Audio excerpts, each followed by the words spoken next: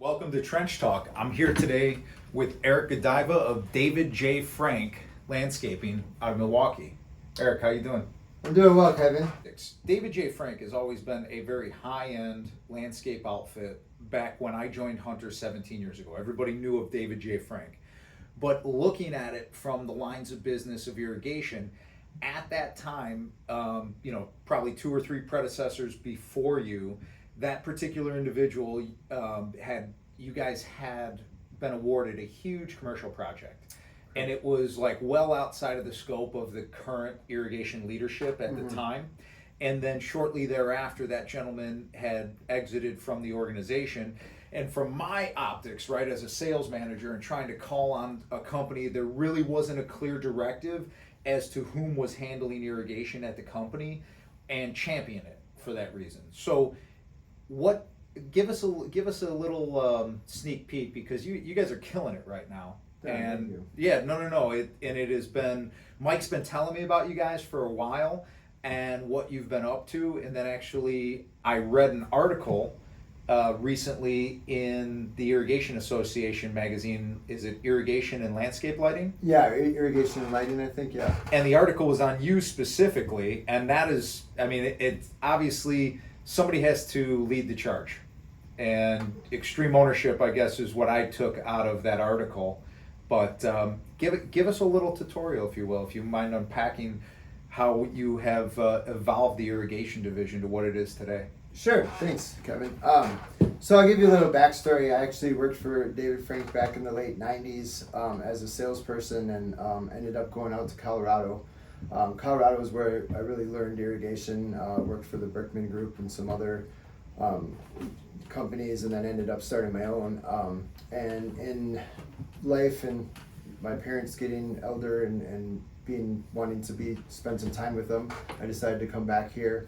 I called David J. Frank, who was the founder, and he was still alive, and he asked me, he said, "Erik, will you just please help with irrigation? That's where we need the most help." I was trying to get into project management and the construction side, and I said, "Sure, I'll take it on." Ironically, we always kind of thought it was irritation, because that's a very common term, right? In Colorado, if it's not perfect, you can do the best landscape, and oh boy, you're going to be out there all the time. So so I took it I took it on. It was a challenge. We were barely doing 250,000, something like that. Kind of negative profit, and just they didn't have a manager for several years. And came in and just started to reorganize everything. I was very fortunate to put together an exceptional team. I got a couple veterans that had some experience, and then a couple new guys actually through internal kind of career fairs that wanted to try irrigation. So you found some employees through career fairs? Yeah, so through our internal career fair. So they were working in a different department, and they wanted to come over. And so give folks listening just how big of an organization is David J. Frank, and what lines of business within the green industry do you all take care of today? Sure. So last year we had a record year. I think we were right over 32 million. We have 7 locations in southeast Wisconsin, and Madison, including Madison. We operate in the sectors of landscape construction, design build, and bid build. We do landscape maintenance. We do irrigation, snow removal, holiday decor, and interiors. Okay, so pretty much all full outdoor solution company. Yeah. And when you came in 7 years ago, you said the irrigation division was doing a couple 100,000. Yeah. Was it just in maintenance business, or was it new construction? What did it actually look like? Yeah, so at that point it was primarily just service work and small renovations. The overall heartbeat of the company was they being the landscape architects and construction department were actually subbing out quite a bit of the install work. There was only 2 people in the department. Gotcha. So it's a department of 2. Yeah, and an assistant, an office coordinator For scheduling. So Gotcha. 2 production people. Yeah.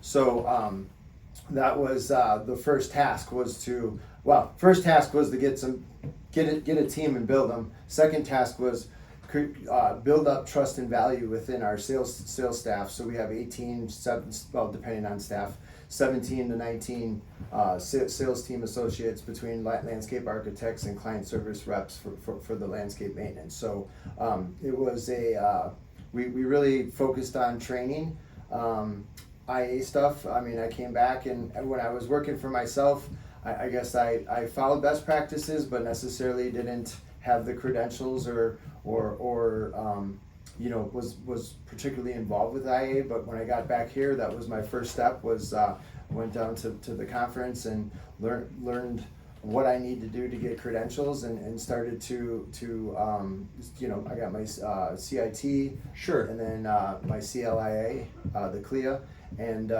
for auditing, and took that information back to the group and we did in-house study sessions. We created a training board that has all these components on it for identification, and we went from this is how we're going to call things, standardizing how we call things into industry standards. And so was this, you mentioned that 17 sales representatives and account managers, so you were able to get them to allocate time to get educated. No, we did that within our team first. Okay. And then once our team was up and rolling, then we started dipping in. They are super busy, so I had 2 or 3 opportunities with them to kind of give little presentations on this is what I'm asking you guys to do, and giving them some tools in their toolbox.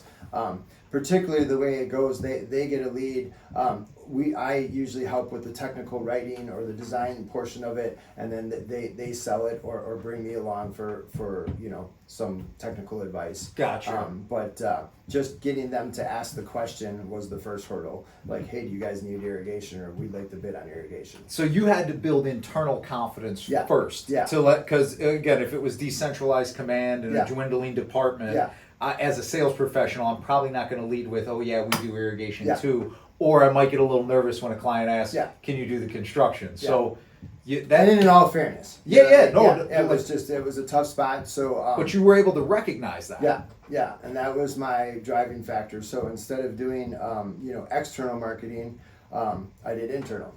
So and we really believe that external, internal customer. Treat our internal people the same way as you treat your external customers. So that was my job for 18 months. Dedication was to get my team up, and then to get to create a relationship with our sales team. But that's smart. You were playing the long game from the start. Yeah. How successful were you in the internal job fair in terms of recruiting folks for the irrigation department from other divisions? It was good. We have two service techs now that came from different departments. So it was really cool because both the other department managers were open and willing to let them explore. Here at David J. Frank, we really want to put the right person on the bus, and we want them to feel that they have the right career path. So we were able to recognize that they wanted to learn or have a chance in a different industry. And we kind of sell it as this is more of an apprenticeship, even in our marketing or solicitation for new hires or new team members. We treat this as an apprenticeship for a trade. We really focus on letting people understand that this is a trade that you got to go through. We have a year process to be a technician, and you go through the whole cycle with different, kind of do round robins with different technicians. So you're utilizing Irrigation Association credentials. You've concocted some of your own. Internally as well. Yep. Okay. But that's laid out to somebody in that job fair, for example, if I'm spending most 40 hours a week behind a 52-inch zero radius, and it said, is there more for me? Yeah. I could meet with you, and you would lay out, hey, here's what this trade looks like. Yeah, absolutely. So it's a lot of transparency. Yeah, and it's we tell them right off the bat, it's a lot of work. And we expect some of it to be done. I'd say off hours, but if you want to really excel, like everybody, the people that excel at work when they need to work, so if you want to read and study at night, you're going to get farther ahead. You're going to learn and so we certainly have paid time, but you know what I mean? It's if you're not catching on, then you got to spend the additional time to catch on, and we're happy to help. And I think the hands-on training's been really beneficial. I think a lot of people, you can sit in the classroom and talk about components or whatever, but when you're out in the field and you're going back to the truck to get components and everything's labeled and you're like, oh, that's what and it just really, we always get the new guys involved in inventory because that's a great way. We run a huge inventory, so we stock almost everything that we use. So for them to go count parts and look at part numbers and understand that correlation is Sure. We had 185,000 individual parts counted, so when you do that, you kind of get familiar with all the parts, There's no question. Yeah, and the guy who runs inventory really likes the help, so it's beneficial for both of them. I'm chuckling as you say that, Eric, because I can recall when I was 19 and I got a gig at the supply house. It was in February, and I knew no PVC or polyethylene part numbers whatsoever. Yeah. And they brought me in and said, hey, there's 5 pallets of dirty material that was returned.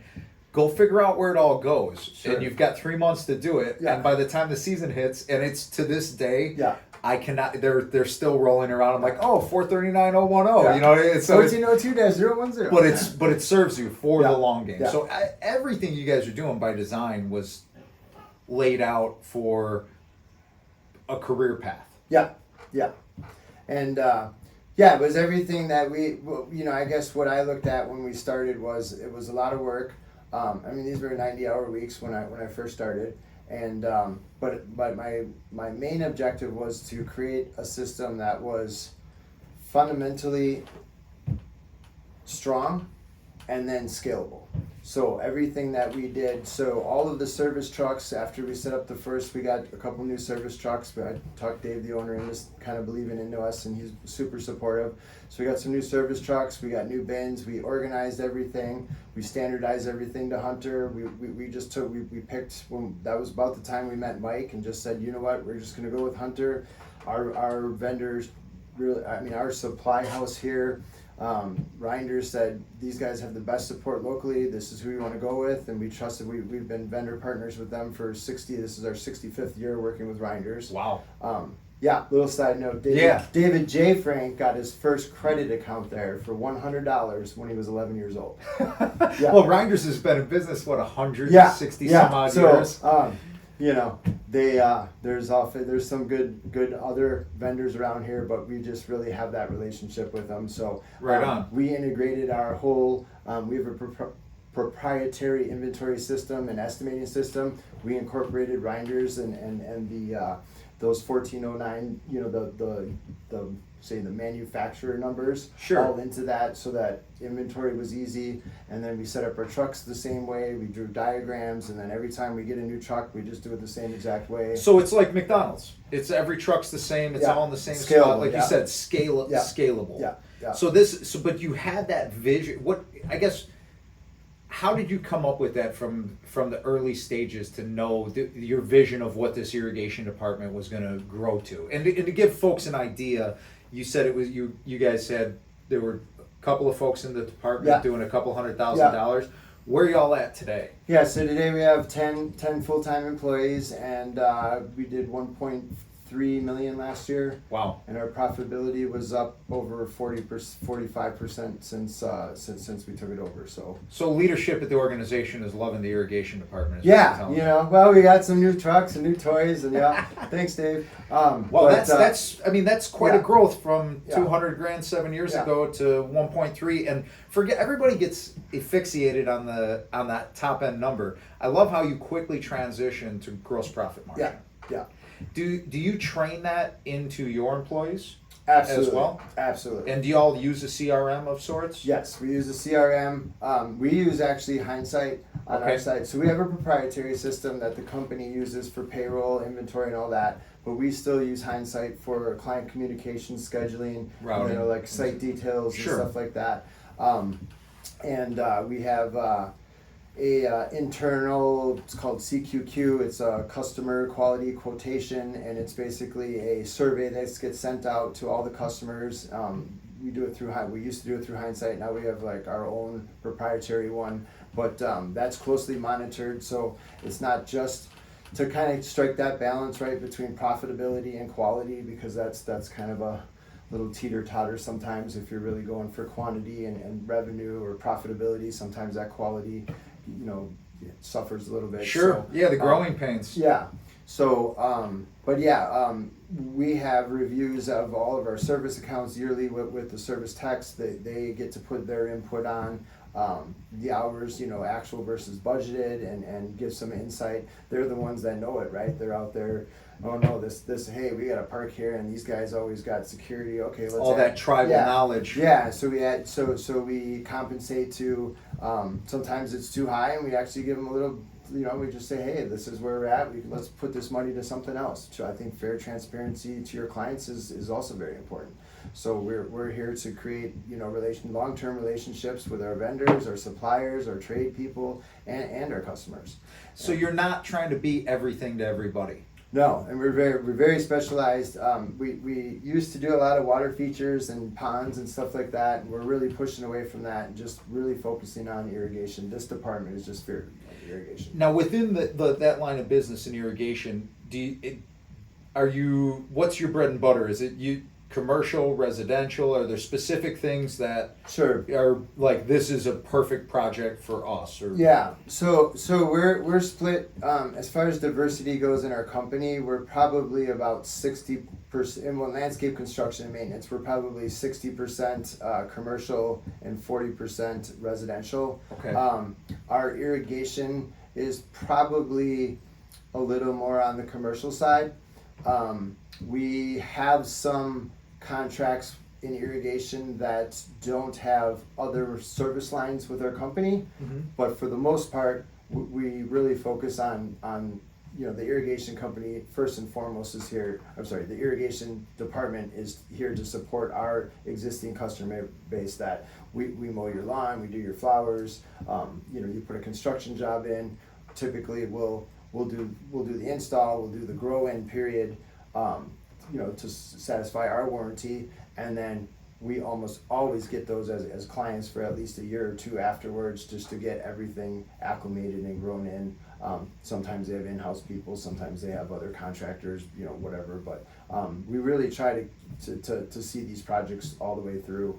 I think in our bread and butter, I think service is higher profitable. Commercial install it's more competitive. The service side of it, we do a lot of water management, so we're not necessarily. Expand on that a bit. Yeah, so we do something a little different. Maybe it's my Colorado in me or my previous experiences, but kind of a classic setup in the Midwest is you turn the system on. You might go once during the year to check on it, and then you shut it down. Some of our higher end clients will have 12 to 15, 16 visits over the summertime. So that's to see moisture levels, that's to look at operations. Sometimes it's wet checks, sometimes it's just walking through and just looking at plant health and just identifying. But you offer that to the client. Yeah. So there's multiple tiers of different plans. Sure. Yeah, and we have like a bronze, silver, and gold package that we kind of lay out for people. I'm glad you said that, because I always, I meet with contractors all the time, and we discuss things outside of the typical startup winterization in a seasonal market, and right away I feel like the auto assumption by most contractors is, hey, I treat my clients like it was my own house, so I wouldn't do that at my own house, so I don't offer it. And I always respond with, you will get every dollar that you do not ask for. Right? So don't assume that the level of service that you would provide if it was your own house is what everyone else wants as well. Right. So I mean, we're in Wisconsin, and a seasonal market that we could say is 8 months a year, but as yet you have clients that want an additional 12 to 15 visits on top of the startup and winterization in that 8 month window. Yeah. But you asked the question. Right. Absolutely. We present it. And case in point, we took one site. We were in the standard startup, mid-season adjustment, and shutdown. Over a couple-year period, we got them into a 10 mid-season, and that year they won a Grand National Award for NUP. Explain what that is. So is now the National Association of Landscape Contractors or whatever landscape professionals has a series of different awards for landscape maintenance. They won a Grand National for the Gold Award, I think it's called, for landscape maintenance, particularly in their flowers. So a lot of this is based on we're doing a lot of annual flowers and adjustments. As we use HydroWise on all of our accounts. But Sure. as HydroWise is great. Some of that just needs, what did they say, like a smart irrigation system will never replace human interaction, right? So you still have to have some level of You've got to have visibility yeah, on the the water site, manager, right? there's still a place for the water manager in irrigation with smart controllers. So when it comes to water management, is it encompassed in the you mentioned like different tiers of plans, having a platinum plan. So there's levels to water management. Yeah. So and some of them might be as simple as just setting up using virtual solar sync and just letting it go like that, doing 1 or 2 wet checks. Some of the more in-depth ones, and when I say water management, a lot is so here we're focused on saving water and being conservative, but the overall failure or the tendency to stress plants typically in our market is overwatering. So that's what we're really looking at. So there's times that we just don't use the irrigation, and it's more of an insurance policy. Last year we had 8 weeks of no rain. This year we had, I think we are 8 inches over our seasonal rainfall right now. Year over year, wow. Two or 3 weeks ago we had like 5.5 inches in a week. So when you propose water management to a client, and most try to lead with, "Hey, by having us around, we're gonna save you water." But to your point, it's really it is a supplement to Mother Nature, and depending on what Mother Nature does that year, I feel like a lot of contractors, "Hey, let us be your water manager. We guarantee you we're gonna save you money," and they can get themselves into a spot when Right. Mother Nature takes a shift. Yeah. So, are you very open with your clients and?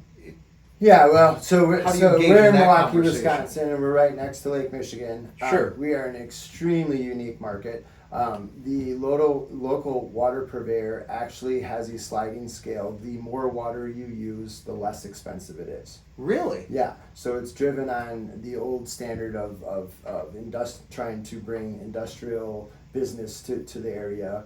Understood. Packaging places where they used a lot of volume of Sure, water. sure. The Great Lakes has a pact, or whatever you want to call it, where they're never going to sell the water out of this area. So they feel that there's just enough water. It's tough for us because we can't sell the classic. In Colorado, you could go to an HOA and say, "Hey, I got an ET based. I'm going to save you 30%. You're at $9. Sure. Every 1,000 cubic feet after whatever, and look, I can save you 40,000 in the first year." Here, it's not necessarily like that. It's more of a remote in, change things, looking at different the electronic monitoring, just being able to understand that the system's working or not. Leak detection's a big deal. That's kind of how we're selling the HydroWise, and it's not necessarily on saving water. Now, certainly it saves water, and we do that, but there's not the inherent ROI that most markets have. Understood. So you have to be upfront with your clients on that sort of thing, because I feel like in the Midwest sometimes we see those Great Lakes and we're like, we have all the water in the world that we want, and the primary driver typically is the cost of the water versus thinking about it as a precious natural resource. And once you get, like you said, based out of Colorado, you work there. It's so for a lot of folks listening, out west, most folks don't even own no watershed on their property, right? Yeah. So the rainwater that hits their yard is not theirs. Yeah. Water rights are almost as worth as much as gold almost out west. Senior water rights are a pretty big deal. How much of leaving Milwaukee for a bit and working in the industry in another market like Colorado, how much do you think that benefited you when you came back to Milwaukee and got back into irrigation here? Yeah, that's a good question.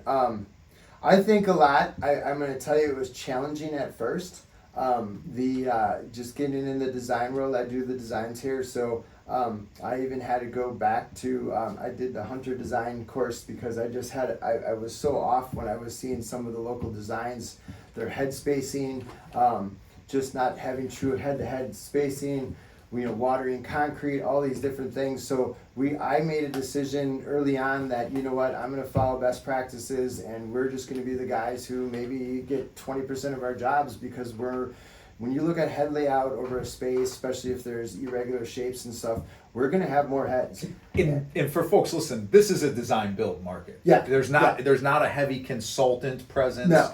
in this area. No. So when, as an end user, like to your point, I own a commercial property and I'm getting bids for landscape, I'm getting bids for irrigation. Irrigation, to me, I'm not looking at how many heads are on the, it's Right, like, wait, yeah. this one's 50,000, this one's 100. Yeah. Well, and low bid Yeah. wins. Yeah. So Yeah. how did you sell value? So it's a lot of it has to do with presentation, getting face to face with people, getting into scope review in the larger projects. Now, as I said, there's not a huge ROI in water savings. You get to a larger project and you're saving big amounts of water. Like you're going to drip, you're going from spray heads and shrubs to drip. I mean, there definitely is savings in that. And then a lot of it is just optics, right? So as everybody's kind of getting more and more into conservation and saving Mother Earth, there are a lot of our businesses or business partners are platinum, are LEED certified and different things like that. And it's just kind of hard to have a LEED platinum building where you got water spraying over sidewalks into the parking lot. So you have a customer base that wants to do the right thing. Yeah, and my sales manager wanted to have two different bids, and I can't do it. I just would rather not put in stuff where. So you made a clear statement. This Yeah. is who we are Yeah. as an irrigation department. Yeah. This is what we're about. And like you said, if we only get 20% of the work, say la vie, but we're Yeah. not going to compromise integrity or Yeah. ethics. And we kind of started to specialize more into the green roofs. We do a lot of green roof landscaping. So, What's that look like in Milwaukee? Is that growing? Growing quite a bit, and a lot of it has to do. So as we're not super concerned about saving water, we're really concerned about stormwater runoff here. We have a combined sanitary and stormwater sewer system in Metro Milwaukee. So when we get huge rains in the past, it would mix up, and then they'd have to release it into Lake Michigan. So there's been a huge kick. There's grants and funding from the local water purveyor and sewer district to kind of do bioswales and rain gardens and then these green roofs. So the green roofs are catching the water, the idea. So, but they're up there on a dry area up on a roof with different kind of engineered soil mixes. So that creates an element, kind of a microculture or a microclimate that really is like out west. So now you're having to water all the time. Sure. But there again, so we went all to MP rotors. We're using all pressure regulated heads. We're really trying to put things, do it the right way. So that's a different approach, right? Because and I hate to say, for so long, I mean, EPA WaterSense-approved products have been around for a long time. Yeah. And the primary driver behind it is typically specification. Well, if you're in a market where it's design build, and you're saying, hey, we are gonna use the best product out there and put in the most efficient systems possible. So you have to sell that value. You have to be able to, hey, I see you have 3 times as many heads, or you're charging twice as much for this. Yeah. Explain to me the difference between a spray and an MP, or pressure Sure. regulation versus Yeah. non. And I think that obviously there's a space for it. You scaled this organization built on the back of water conservation. Yeah, it's been, I believe in it. I think it's going to be, I think that as time goes on, it's going to continue to be a thing. I mean, especially out west, but I think that just that movement is going to pick up to people. And a lot of people travel, right? So they're going out to California, they're going out to Texas, they're going to Colorado, and they're seeing all these different things. And then Best they come back practices. here, and you know what I mean? And they're like, what's going on? So I think that's been where it's probably picked up the most. Interesting. Yeah. So I'm excited for it. We're working with the local water purveyor, and we're trying to get them to do some kind of rebate on smart controllers, and just have a sense we're actually adding a hydrobyte system to their main off. We do their main office. How'd you go about that? Did you just call them out of the blue, or start? Yeah, I worked with Denver Water when I just think it's cool to work with the people that supply the water. Of course, why not? Learn about it, come from the source, right? And we ended up getting the project. That's one of the clients that we do irrigation only for. We actually, they turned some areas into prairie, kind of low mow maintenance areas. We eliminated some irrigation. So we've done a really good, they have done a really good job of reducing their water.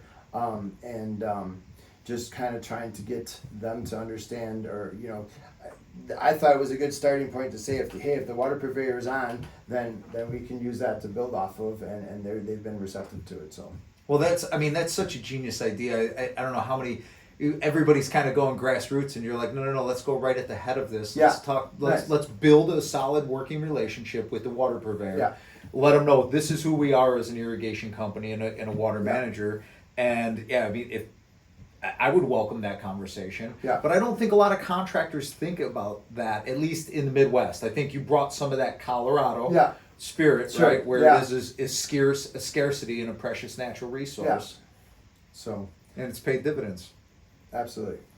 What does the next, so for folks, listen, you live between Milwaukee and Madison. Yeah, so I recently took over, I got a promotion and took over the Madison branch, so now I'm running the irrigation department and the Madison branch. We're trying to build a market out there. So. And so for folks listening unfamiliar with Wisconsin, from Milwaukee to Madison as the crow flies, about an hour? Yeah, 70 miles, something like that. 70 miles, okay. And we were talking before we went live that you spend, about 90... Yeah, I mean, I go up there, I usually leave Sunday and get back Wednesday afternoon, late Wednesday, and then do Thursday, Friday, Saturday here, so, in Milwaukee, so, but yeah, we're excited out in Madison. We just got the state capital contract, so we're doing the capital out there. Took over their irrigation system 2 years ago. Now, and in taking it over, how did that come about, and are you...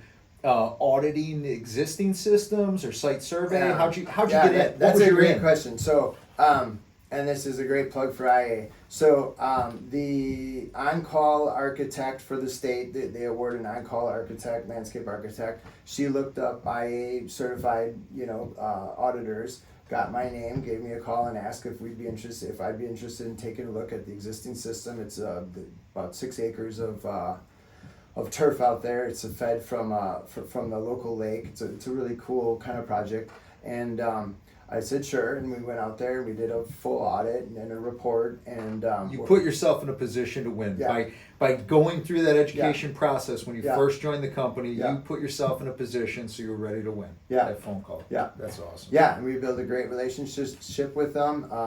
We're working through, hopefully, to get some renovation and upsells. They're looking to put ET. They're obviously trying to be sustainable, so we're looking at a ET-based system. Probably an ACC2 with virtual solar sync on it, with solar sync on it, and just getting into the Centralis, and then getting into just changing out all of the heads to pressure compensating, all the sprays to MPs, just that whole kind of process of saving water and taking all the sprays out of the beds and putting drip irrigation into them. And they're obviously taking that conversation seriously. Because they paid you to audit the system. That's not an inexpensive thing. It's just amazing to see. I wish people knew as much tribal knowledge about this market as I do and coming up. And just in general in the Midwest, like I said, cost of water is what drives folks going for water conservation products. So to be the folks that are, you said, hey, this is who we are, this is what this department is, and how we are as a company, and you're literally swimming in the opposite direction of the vast majority of your competitors in this market. I can just say that, and winning as a net result of doing things the right way, and that's awesome. Very, very cool. No, we're excited, and like I said, I couldn't. My team has been phenomenal. They have such a great team concept. We go down to the IA show every other year. We take all of the senior people and we go for the whole week, and we have team building building dinners and just different things. We take Friday and go to the zoo or whatever, wherever we are, and it's been a really good way to get everybody on the team. So, they'll be in blowouts or something, and somebody's compressor breaks, and they call instead of everybody saying, well, that's not my job. One guy will take one, the other guy will take his other one, and just that true sense of team. Knowing you, and I mean, I always tell people, if you want to know anything about a culture, just go straight to leadership. And be around a leader of a company when something goes wrong, and that will tell you everything you need to know about the culture of that organization. How they react. Is it emotional or is it not? And just knowing you, I know that your willingness to do extra or go the extra mile on a regular basis, obviously the folks underneath you see that, because if they're exuding that same behavior, it's a top down. Yeah. So what's the future for you and for this irrigation division at David J. Frank? What is your what's the next 5 years look like if you had a crystal ball? What would you like to see happen? So I think we'll be $2.5, $3 million, just kind of based on. So we're in a unique spot because at David J. Frank, since we do design build, we don't really have that opportunity like a standalone irrigation contractor to see a project go online or out for bid and then call all 3 GCs and try to get irrigation numbers to the 4 landscapers that are bidding all 4 GCs and spread, because you can't really sit across the table and, we didn't win landscape, but you want my irrigation number? I've actually tried it. I've done it twice, which is pretty remarkable, but otherwise, they already had it, so they didn't self-perform, so we ended up doing two of those, but those are tough sells. So our growth is typically going to be through our growth engine in installation. So as we pick up larger projects and so forth, or more work, more revenue, and irrigation here in Milwaukee is certainly on an upward trend as far as let's say the ownership asking for it right off the bat. So I remember back when I was here in the late 90s, there was very few, and then over the time, even when I came back in the last 7 years, it's just more and more projects are starting to just have irrigation from the start. So if you're building something new, the chances are these days are that they're going to have some level of irrigation involved in it. So stronger specification. Yeah. And then the service is the same thing. I think as we start to grow, as we continue to grow, our landscape maintenance operations, that will we pick up those. We have a high retention rate. A lot of times we're up in the 90-95% retention rate on our contracts. So like we just pick up a few, we install them. That's another really good service avenue, is that we'll install the system. We're the ones that put it in. You build trust with the ownership, then you're, as long as you don't let them down, that really is just an end to. I think right now we're out of the, let's say we did 10 large projects, 8 to 10 large projects. So we had, say 50, let's just say we had 50. I think we're doing like all but 4 or 5 of them still today. So as we really, so after that, because typically it goes out, like my history of irrigation and commercial side of things is like you've got that 1 year unconditional, and then once that's over, they're just putting it out to bid to the lowest bidder. So in a lot of times, sometimes sometimes we don't get the landscape maintenance, but very often we'll get asked to just continue on with the irrigation. Really, and what do you attribute that to? Do you guys do do you walk them through everything that you're doing so they have some comparative data when they're putting something out to bid as to, that's just to start up and shut down, whereas the first year when David J. Frank was here, they were doing mid-season wet checks. Sure. They were and so in that warranty, say in the warranty period or that grow-in period, we do what we would propose to them, so they see us out there all the time. So if we were going to do bring on a new nice corporate center, we would be out there during that first summer 8 to 10 times. And then we propose that. And during that time period, the technicians talking to the building engineers, they're walking them around, they're showing them the different things. And I think that's the value, that's creating your value right there. So you propose your platinum level maintenance is included with your 1 year unconditional. Yeah, we start high and we show them that. And we, you we make give sure it- they we see give the it to full them. value The full of value. that platinum. Yeah, So absolutely. even if they were to not go with you after year 1, it's going to look and feel a lot different. Yeah, well, if you're out there, just say you had 12 touches to a property, and then you go there, you turn it on, and you check once in end of July. I mean, I don't know how you could really manage a property. I mean, I know how you do it, but you know what I'm saying? It's just a different level of You're setting a different tone right from the jump, right? Yeah. Like this is it. So to them, if they've never had irrigation before, that's baseline normal. Yeah. 8 to 10 visits a Yeah. year. Yeah. And if everything looks great simultaneously, folks always ask the question, and I want your opinion on this as well.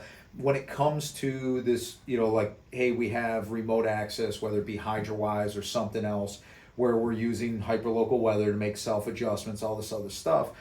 I feel like folks, a lot of them will miss the boat because they don't know what they want to charge, so they neglect to tell their customer what the software and they actually do for them. And Canadian contractors taught me this. They have a 5-month season, right? So they're very, Sure. you gotta, hey, I'm here to start you up. Would you like to schedule your winterization? Yeah.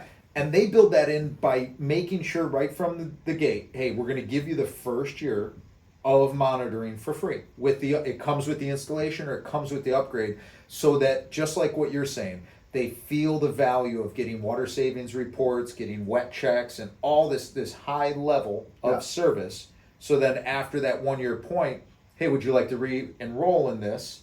They know the value. They're like, yeah, absolutely. We want those visits, and we want you to keep doing it the way you have been for us.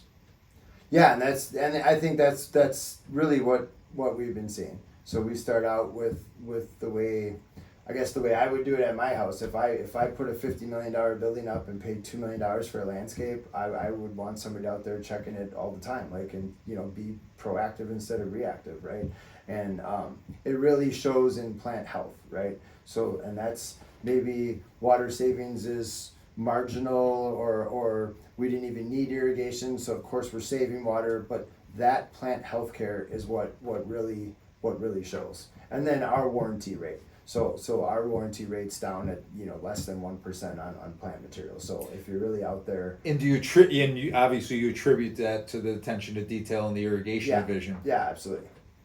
Now, what was the warranty rate? Do you recall this when you came on 7 years ago? No, I don't know that. And I think we've always had a pretty good warranty rate. I think that was transformed into water trucks and different things like that. Sure. So it definitely affected profit margin when you're having. And that's really, actually just bringing that up. That is our selling point. So when we're sitting at scope review and they're talking about should I put irrigation or not, wow, with labor today and the price of equipment and stuff, hey, this is what a water truck costs, and this is what an irrigation system costs. You're telling me in a year and a half of watering, you're going to pay for an irrigation system? Yep.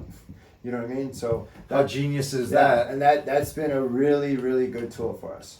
Because you gotta so you got a 5-6 acre site, 1,000 plant. I mean, it takes a while to water that, and if you got a dry summer, you're well, and you've got the actuals, you've got the data, because you guys are fully capable of executing those water trucks, right? If somebody we run goes that 6 direction. water trucks right now. I mean, because we have a lot of pots and underhangs and stuff that just doesn't get natural rainfall that can't get irrigation to without ripping up concrete. You know what I mean? So that they definitely have their fair share, and then just jobs that don't have irrigation that they're planting or. So everything I'm hearing is being upfront with the customer. Yeah. Talking about the long game and the longevity of their green space, and the most cost-effective way to maintain it, which in actuality is to go and put in a sustainable irrigation system. Absolutely. And I think it's that long-term partnership, right? So if your number one goal is a long-term partnership, then all of those pieces are just the stepping stones to get there. And that's the case with your employees as well. Same thing, yeah.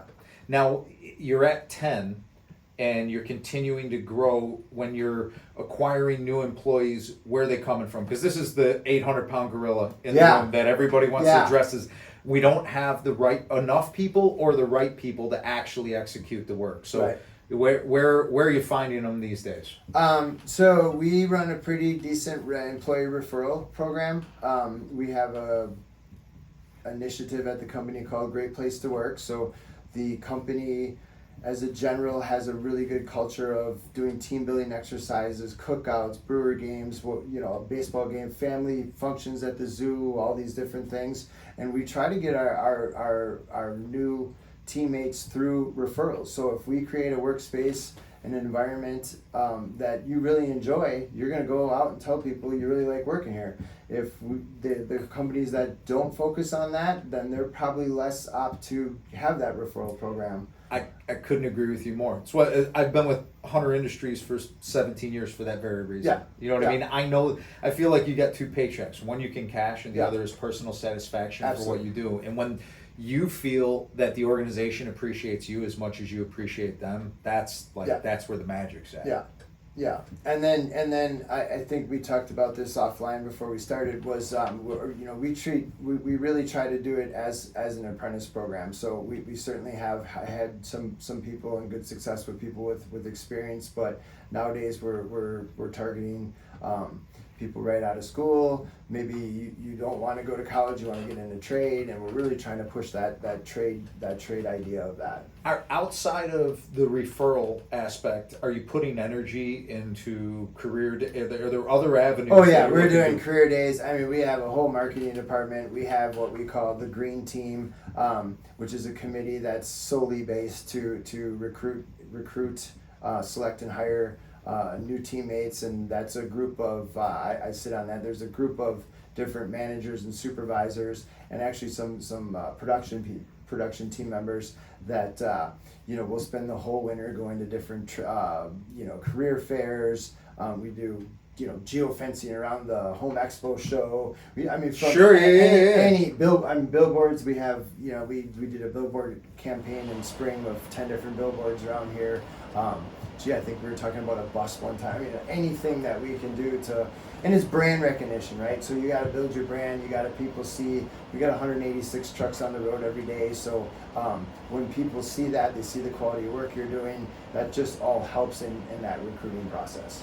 I think it's important for contractors listening to hear this, because I'm calling on contractors for the last 27 years of my career, and it's like I can't tell you how many offices I walk into.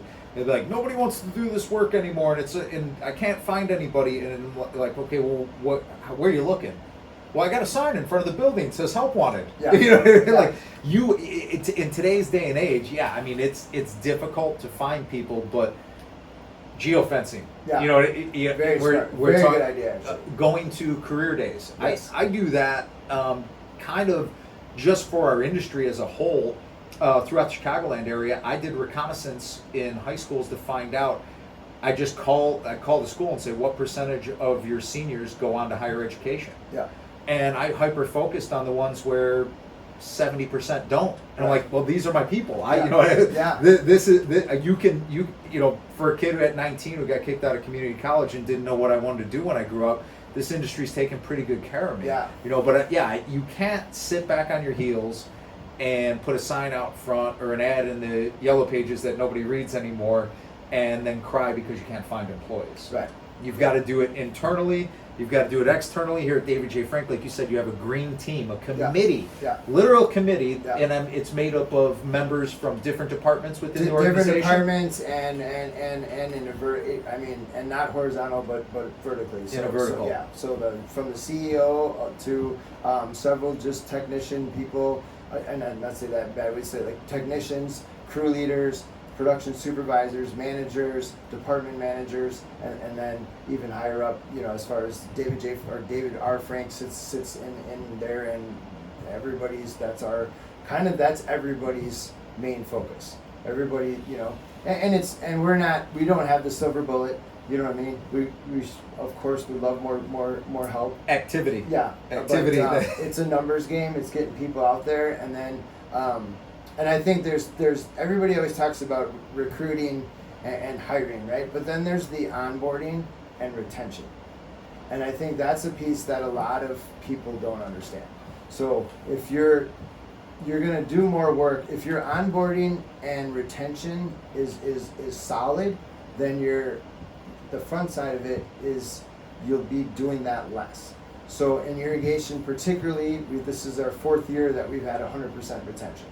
So that's, really? Yes. So that's been a key focus of mine, is to make sure that my team members are happy and that they're getting what they need in their both personal and professional lives. And what's the frequency of check-ins? What's the right number for the employees underneath you that you can't do without? Daily. I mean, daily we're talking.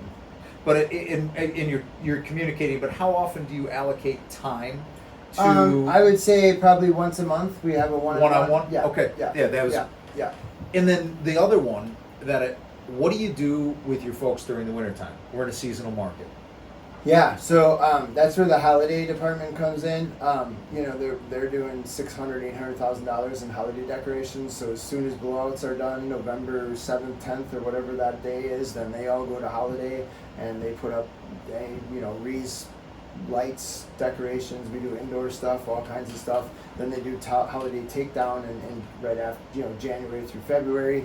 So they get some time off, yeah. But there's still that's usually 8 hours. You know what I mean, just normal time. Yeah, snow removal. You just hit 8 hours. So this is funny because I travel all over the nation and I do live text surveys, and the average amount of time that I gathered this winter with field employees that they want is about 55 hours a week.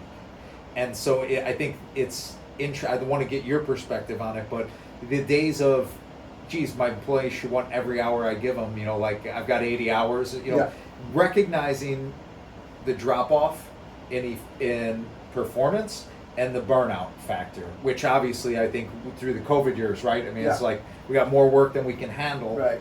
How do you handle that piece? So I let it up to the individual for the most part. We're anywhere from teammates at 45 hours to 70 hours, pretty strong. And it just, as long as you're at, for the higher end, as long as you're still productive and doing that, that's mixed in with some supervisory emails, communication, office work, so it's not 70 hours in the field. Yeah, which is, a nice little balance. And then on the lower end, if you're really championing work-life harmony, you just have to kind of we have certain revenue goals, and as long as you're performing, and those are usually pretty high performers that they're not that they're not wanting to work, but they're efficient enough at working that they can get done in a quicker time period, and they're making their revenue goals. So and it varies, sometimes. So it's missions accomplished, not hours worked. Yeah, absolutely. Yeah. That makes perfect sense. No, I love it. This is good stuff. We'll absolutely be doing another one. We'll put this out as is, because I think there's a bunch of great nuggets of information, but I can't wait to circle back after the end of this season. Sure. And do it again in hyper focus, maybe on one particular aspect. But in the spirit of a rising tide raises all ships, you heard it from Erik here with David J. Frank. I mean, it is about doing it the right way, even when nobody's watching. Your onboarding processes, regular check-ins with your employees, you're staying in step with the Irrigation Association and their credentials, and then explaining to your clients in detail what you're doing for them. And in that 1 year unconditional on your commercial projects, you're making sure that you're giving them the platinum level of service for that entire year. Yeah. Any other closing thoughts? No, thanks, Kevin. I really appreciate it. I think this is an awesome idea that you're doing, and yeah, well, hopefully. Thank you for having me. Yeah, my absolute pleasure. Thank you. And like I said, the spirit of the show is a rising tide raises all ships. We want to see nothing but profitable, sustainable green industry companies. So sounds good. Just like if you haven't, we'll put notes in there so you can check out David J. Frank and their website. But like I said, they have been a pillar in the green industry in Milwaukee for over 60 years. Thanks. And it's cool to see you guys killing it. All right. Thank you. Thanks again. Thanks, Kevin. Awesome.